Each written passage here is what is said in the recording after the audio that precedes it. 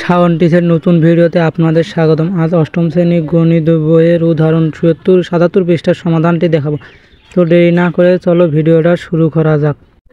উদাহরণ 3, রিনা ব্যাংকে 11% সরল মুনাফা হারে টাকা জমা করে 5 বছর পর 2200 টাকা পেল। সে কত টাকা জমা রেখেছিল? সমাধান। সূত্র, মুনাফার সূত্র থেকে আমরা জানি আই সমান পি আর এন।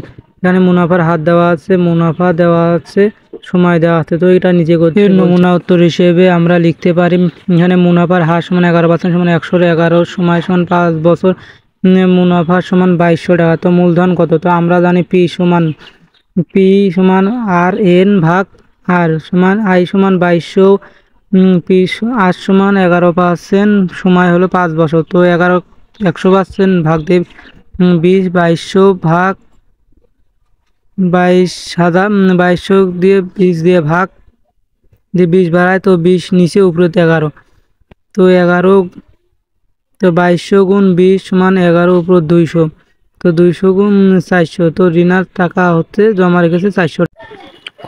4 নম্বর উদাহরণে আছে 4200 টাকা জমা রাখলে মুনাফার হার কত টাকা হবে? তো নিজে বলতে বলছে পি মুনাফা, সরল মুনাফা, সময় দেওয়া আছে। তো এর নমুনা উত্তর হিসেবে আমরা লিখতে পারি উদাহরণ 4 সমান এখানে মূলধন পি 4200 টাকা, সময় এন সমান 8 বছর, মুনাফা আই সমান 2100 টাকা, মুনাফার হার সমান 8। আমরা জানি আর সমান পি এন আই।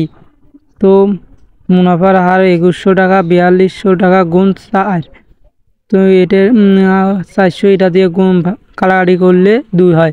তো 8 2 4 2 8 লিখতে পারি। তো এইসব 8 দিয়ে 100, 8 25 100, তো 100 দিয়ে এটা শেষ।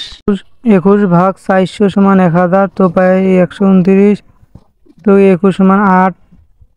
তো এর উত্তর হিসেবে আমরা লিখতে পারি 2 এর 5 ভাগ সমান 2 এর 5। তো নির্ণয় লসাগু 2/2 এর 1। আমাদের চ্যানেল নতুন হতে হলে চ্যানেলটিকে সাবস্ক্রাইব করেন, পেজ হলে ফলো করবেন। আল্লাহ হাফেজ।